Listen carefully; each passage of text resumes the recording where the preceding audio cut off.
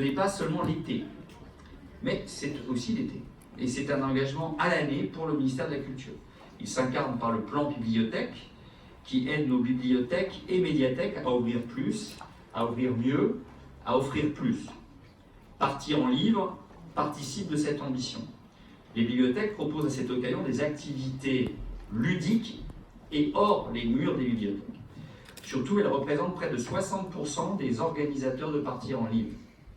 Cet engagement à soutenir la lecture s'incarne également par l'éducation artistique et culturelle. Je veux en faire un droit pour tous, à la demande du président de la République. Je veux que 100% des enfants y aient accès.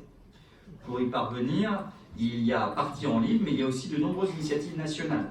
Les Nuits de la lecture à l'automne, enfin la Nuit de la lecture à l'automne, les Petits champions de la lecture en partenariat avec le ministère de l'Éducation nationale, l'année de la bande dessinée en 2020, pour laquelle le CNL est tout particulièrement impliqué, mais j'aurai l'occasion de vous en reparler. On a parlé d'ailleurs avec Vincent Modanet juste en entrant. L'opération Un livre pour les vacances des Fables de La Fontaine sont distribuées aux 800 000 élèves de CM2 de France juste avant l'été. Nous avons lancé cette deuxième édition la semaine dernière avec mon collègue Jean-Michel Blanquer. Et puis, il y a Pass Culture, bien sûr. Il parachève le parcours d'éducation artistique et culturelle des jeunes.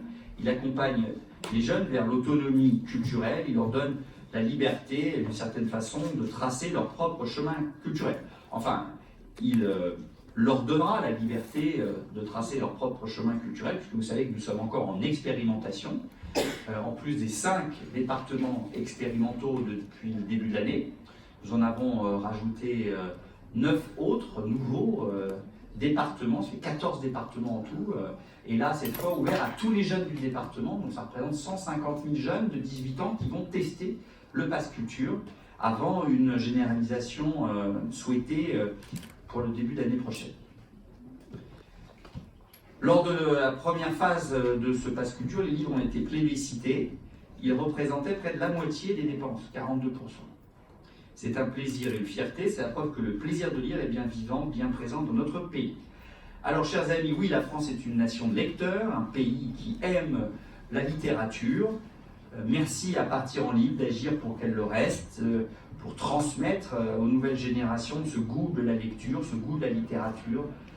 Merci d'agir pour que les générations à venir partagent d'une certaine façon, elles aussi, ce plaisir de lire. Je souhaite un très bel été à tous les enfants. Il n'y en a pas beaucoup dans la salle, mais enfin, vous leur transmettrez et grâce aux réseaux sociaux, le message sera transmis.